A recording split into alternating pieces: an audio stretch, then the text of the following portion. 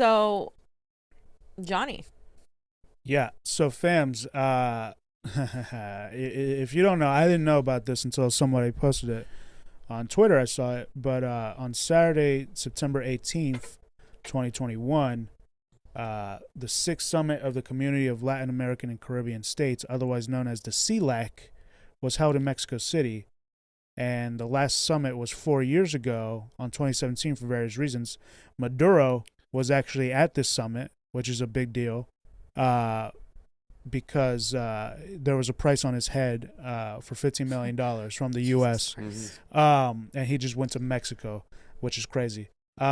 So to give some background info, the CLAC, or the Community of Latin American and Caribbean States, is a regional bloc of Latin American and Caribbean states created on the 2011 in Caracas in Venezuela.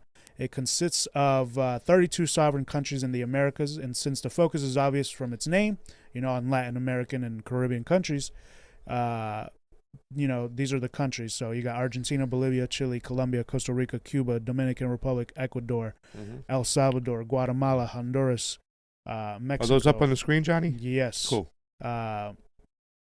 You got Nicaragua, Panama, Paraguay, Peru, Uruguay, Venezuela, Haiti. You got Haiti there, and then 12 English-speaking countries, and Antigua, Barbuda, Bahamas, Barbados, Belize, Dominicana, Grenada, Guyana, Jamaica, St. Kitts, St. Lucia, all these other countries, Trinidad and Tobago, where Nicki Minaj is from, and then Suriname, too, one Dutch-speaking country.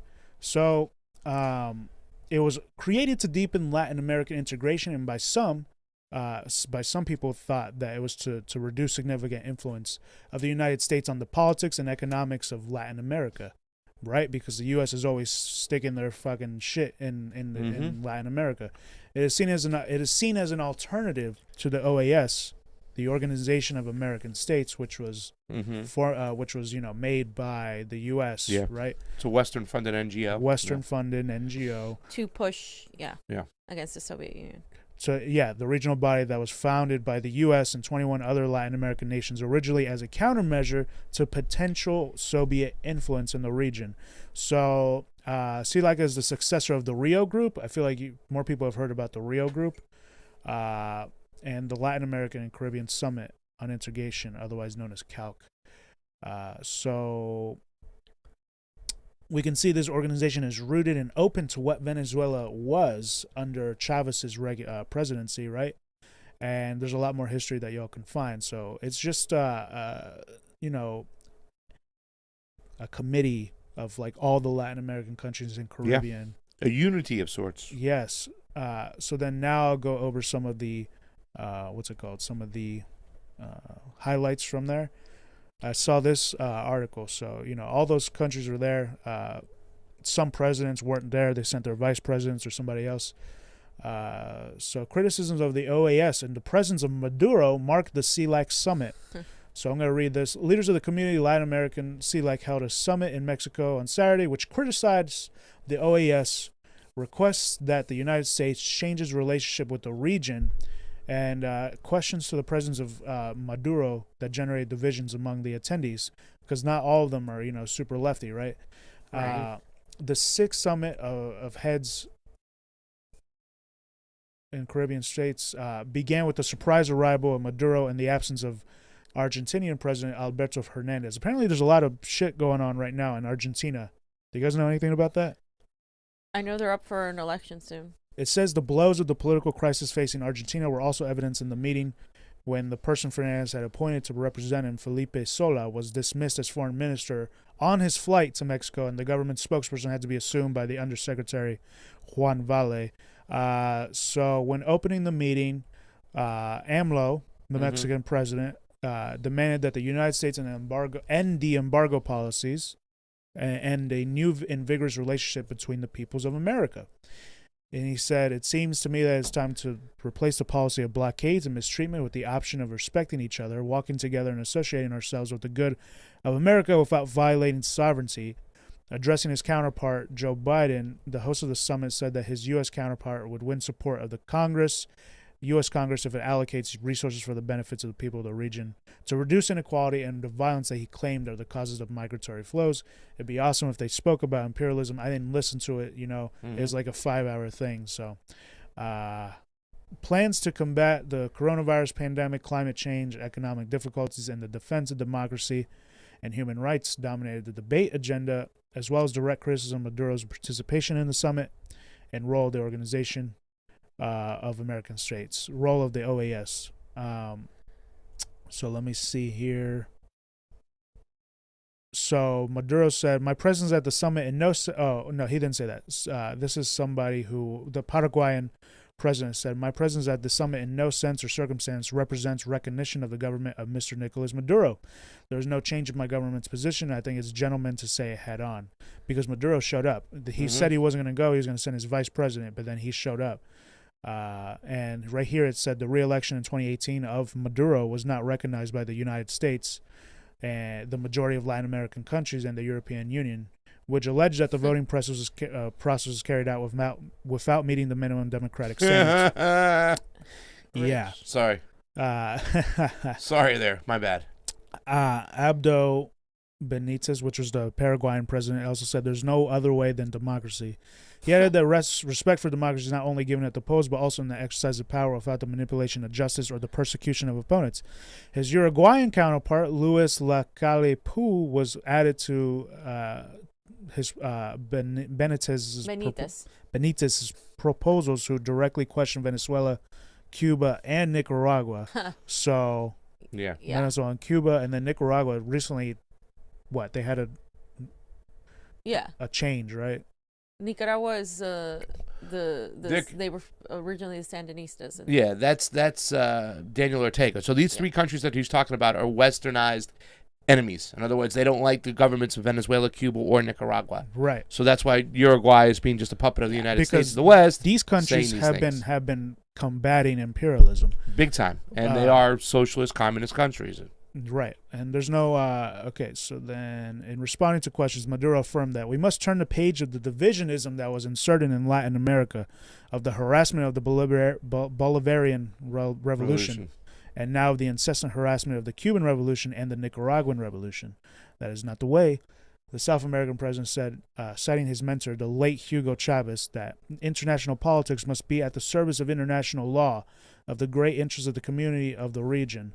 Maduro asked for support from all the countries of Latin America and the Caribbean to continue with dialogues as government maintains with the Venezuelan opposition under the mediation of Norway, and invited his sea-like colleagues to go and observe the November elections so that they can see the dictator Maduro calling the 29th election. You know what I'm saying? So Venezuela is ready to debate democracy with respect without exclusions, and he actually invited the Paraguayan and Uruguayan presidents to a debate on democracy.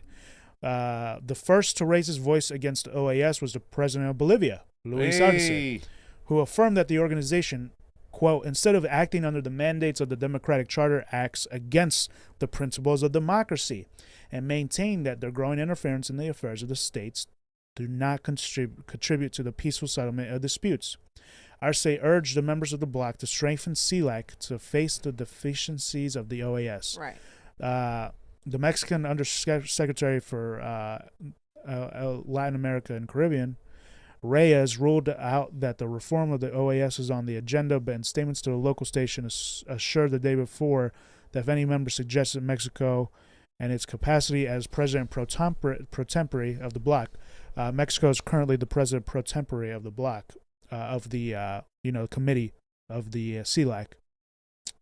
Every year they change, I think. Will propose the formation of a working group to reflect on the case. AMLO, which is the Mexican president, spoke out in favor of transformation of the OAS, while his foreign minister, Marcelo Ebrard, has been stronger and has even stated that it's time to say goodbye to the OAS and its interventionist interference and hegemonist sense, and that any other organization comes along that let's build politically in agreement with the United States. And it should be built in agreement, politically in agreement. Since its creation in 2010, CELAC has promoted initiatives to try and reform the OAS, but none have been successful due to lack of consensus among the 32 members of the bloc. CELAC is our path. That's why I propose that the constitution of a General Secretariat of Latin American and Caribbean states be evaluated with a cold mind, with balance, and that we endow it with enough power to lead the construction of a united community, proposed Maduro. The presence of the Venezuelan president was surprising, who arrived in the Mexican capital on Friday night, accompanied by wife and son, and after it had been announced they would not come to the summit and be represented by the vice president. After his re-election in 2018, the Venezuelan president reduced his tours abroad and only traveled to Russia in 2019. Interesting. Mm-hmm. Since the United States presented charges against Maduro and 13 other senior officials for drug trafficking and terrorism in March last year, and it was announced that cash would be offered in exchange for information that would lead to the arrest or conviction of the president and his relatives, including rewards of up to $15 million. It is not known of any official exit. They also discussed the meeting would discuss the formulation of the Latin American and Caribbean Space Agency. So they're gonna make a space agency, the Latin American and Caribbean Space Agency, to cover the lag in the region and advance the proposal to place a satellite in space that tends to meteorological phenomena and serves to make mobile communication cheaper and more efficient. Also on the table was the creation of a coordination between the four countries that test vaccines against COVID-19 to have a vaccine in the region next year and reduce dependence on large laboratories and donations from other countries. So that's what this article kind of went over. Here's some pictures. Interesting. From that article. Any thoughts on that so far? Yeah, I mean, well, they're trying to get together, form a unity and a bond within the Latin American states and whatnot to push the West out further away from having to do what they're told to do. Even the fact that they want to get their own satellite there too as well is showing you, like, listen, we have to get away from our dependency on the United States. Yeah. They've always been about having their hands in our cookie jar. They shouldn't be able to dictate what we do. So Maduro showing up is like, yo, man, I'm serious. We got to do this. Let's go. I know you didn't think I was going to be here, but I'm here. But he's going to be opposed. Yeah. So you can see the lines forming, right? You see the people that are going to back the West. Uruguay, Paraguay, a lot of the countries right now. But a lot, like, I know Argentina is going to have elections, Chile is going to have elections. There's a fight between those that are against the West and those that are for the West. So that is up for debate still. And you see that the writing on the wall is that the United States is no longer necessary for a lot of people. Like Maduro points it out, let's get rid of the OAS. Lopez Obrador's was it his VP pointing out we need to do away with it completely. Lopez Obrador wants to reform it. His foreign minister, he wants to reform it, but his foreign minister is saying no, let's get rid of it. So I think these people are seeing that the United States is weakening its hold on the world, and China, of course, presents the opposition. Now, if China comes in and says, hey, here's what we can do, here's what we can provide, that's going to change the game. And I think China is doing that because they have more money. They have a population that is doing pretty well financially, whereas we don't. We have the literal opposite. Yeah. And we're overextending ourselves in the military all over the world, and it's not working out. Exactly. We're spread too thin. Our resources are everywhere. Our money's going all over the place. It's not coming at home. They're going to have a problem with its own citizens. That's why there's a big push to keep us divided against each other, because they don't want to lose their power. Right. And at this point, like, you start thinking about what's going on in the Middle East, pretty soon they're going to have to just say, hey, man, we can't deal with this anymore. This is just costing us too much. We're not getting the results we want. And they'll either pull out and go concentrate on getting over to Africa.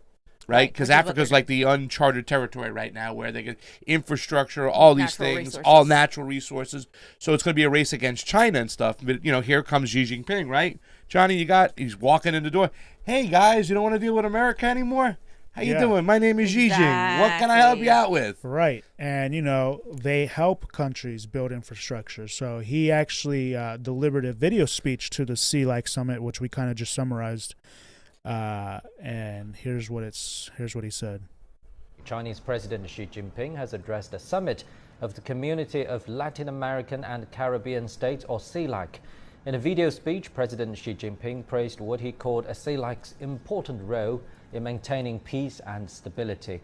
He added the forum has brought together friendly forces and deepened China-Latin America relations. Xi Jinping said China will continue to support the region to the best of its ability. The one-day summit in Mexico City dealt with regional problems like mass migration and COVID pandemic. 18 out of 32 members also supported creation of the Latin American and Caribbean Space Agency. So that's kind of like a little summary. Xi Jinping was there. He pointed out that 10 years ago, CELAC was born under the efforts of Latin American and Caribbean countries to pursue independence and seek strength and unity, which was a milestone in the process of regional integration. China attaches great importance to developing relations with CELAC and supports CELAC in coordinating regional countries to carry out cooperation and cope with challenges, Xi said. He recalled the establishment of the Forum of China and CELAC in July 2014. In 2014, the CELAC established a forum with China. So there's no forum with the U.S., but there's one with China, which is interesting. Saying that the forum has developed a new way for the comprehensive cooperation between China and Latin America. He added that the forum has flourished over the past 7 years and become a major platform for bringing together friendly forces from all walks of life in China and Latin America, making important contributions to deepening China-Latin American relations. He said, having stood the test of the changing international landscape, China-Latin America relations have entered a new era, featuring equality, mutual benefit, innovation, openness, and tangible benefits for the people. And he, quote, said, China-Latin America friendship is time-honored and deeply rooted in the hearts of the people. They've never been imperialistic over here in South America, is what I think he's saying. And the same thing, Latin America has never been imperialistic over in China. Time-honored there. And he noted that facing the outbreak, the COVID outbreak, they have lent each other a helping hand and carried out all-around cooperation against the pandemic. China's been giving some vaccines to Latin American countries. I know Peru has the Chinese vaccine. China will continue to provide support to Latin America and the Caribbean countries to the best of its capability and help regional countries overcome the pandemic and resume economic and social development. And he said that China's willing to work with them, overcome difficulties, and create opportunities to build a community of shared future between China and Latin America. So they're making moves. Right. China's Meanwhile, the United States is they're trying to fucking sanction and embargoes and just vilifying Latin American countries. Of course, so I don't consider China an empire yet. I mean, they technically, some people consider them. I consider them a superpower, right? They just don't have bases all over the world like we do. They don't. So I don't really consider them an empire. However, they could potentially become an empire, and I think we need to be suspect of any power that's so deeply centralized. However, when you compare China to the United States, while they're both major superpowers, the United States is the one in the West in general, not just the United States, but of course, you could look at Germany, you could look at the UK, you could look at our cohorts in NATO. They're the ones that exploit and have bases all over the world. They're the ones that are sanctioning people. They're the ones that are doing this. So obviously be mindful of any superpower, but I don't see China acting in the same way. Now, there are reports that China is doing things in Africa that are hurting the population. I definitely want to look more into that. But at the same time, I just don't see like the comparison to being in some sort of equilibrium between China and the United States. I don't see that. One of the reasons why they wanted to finish the Belt and Road Initiative and make sure they can get all the way through to Europe was for shipping lanes to get out to Latin America. It was very important for China to get that done. So, they can offer a lot of trade with China and Latin America. And it's all coming to fruition now. Now that Afghanistan's fallen, the Americans are pulling out, it's all going to happen. And it's what's going to happen to the United States? What's going to happen to the dollar? That is the question moving forward. So. Yeah, and then real quick, there's some other things I just want to mention from the CELAC. Panama's Foreign Relations Minister, Erica Moines, called attention to the region's problem of migration. Moines said that while only about 800 migrants were entering Panama a few months ago, mainly from Colombia, Now about 220,000 are arriving every month. Panama is struggling to feed and care for the influx. The phenomenon can only be handled in a regional manner. Maduro, we already said this, that it was his first trip outside Venezuela since the U.S. government indicted him of drug trafficking and terrorism charges in March 2020 and offered a reward of $50 million for him. Cuban President Miguel Diaz-Canel railed against the criticism of his country's crackdown on protests in July. He called the demonstrations an opportunistic campaign of slander financed by U.S. federal funds and which still threatens the stability, integrity, and sovereignty of my country. Honduran President Juan Orlando Hernandez, who U.S. prosecutors have signaled as having funded his political ascent with bribes from drug traffickers, spoke in a lengthy defense of his record. He has not been formally charged and accused the DEA of having employed drug traffickers who testified about his alleged drug ties. There has been a tsunami and avalanche of false testimonies. He has denied any wrongdoing. His brother, Tony Hernandez, was sentenced in New York to March in life in prison. In March to life in prison. March to life in prison. Wow. They said Castillo gave a fairly moderate address. I did hear a little bit of it, and it was kind of moderate, focusing on Peru's status as one of the countries with the world's highest COVID-19 death tolls, which Castillo put at more than 200,000. There's more than that now in the U.S., right? Yeah. Chinese President Xi Jinping sent a taped message to the meeting. So that's pretty much it. Yeah. And then there's some tweets that I want to show to wrap it up. It's interesting with Peru now, right? With Castillo getting in there. That really kind of amps things up for, like, CELAC. Now they're like, okay, we now have an ally here, right? Can you imagine if it was Fujimori who got in? You know what I'm saying? Exactly. She forget about it. Oh, like, she's going to be aligning with the West. She might not even shown up. No, she would have sent a pleb. I think there is a lot of pressure, though, on Castillo because there is an attempt to get rid of him in Peru. So that's why I think he is being extremely tame. Yeah. And also, he tried to appoint a Marxist as in the economic sector, and they threw out that guy and put in, like, a shitlib. So he's facing a lot of opposition right now. I'm going to be looking more into it, and we're definitely going to be looking more into it. But, it's interesting. I didn't get a chance. I shared Franco's coverage of him arriving in D.C., and that's interesting as well because he's kind of walking a thin line. If he plays it too safe, people are going to be like, what are you doing? You're not opposing the West enough. If he is blatant, guns a-blazing, then they're going to try to get him out as soon as possible because that's kind of what they're trying to do right now. So what do you got, Johnny? Yeah, so there's just some quotes that Telesur tweeted out, which were good. Yeah, I asked for the support of all the Caribbean and Latin American governments to Venezuela because the only path that Venezuela can have is dialogue, peace, reconciliation, and I appreciate all the support received by the CELAC.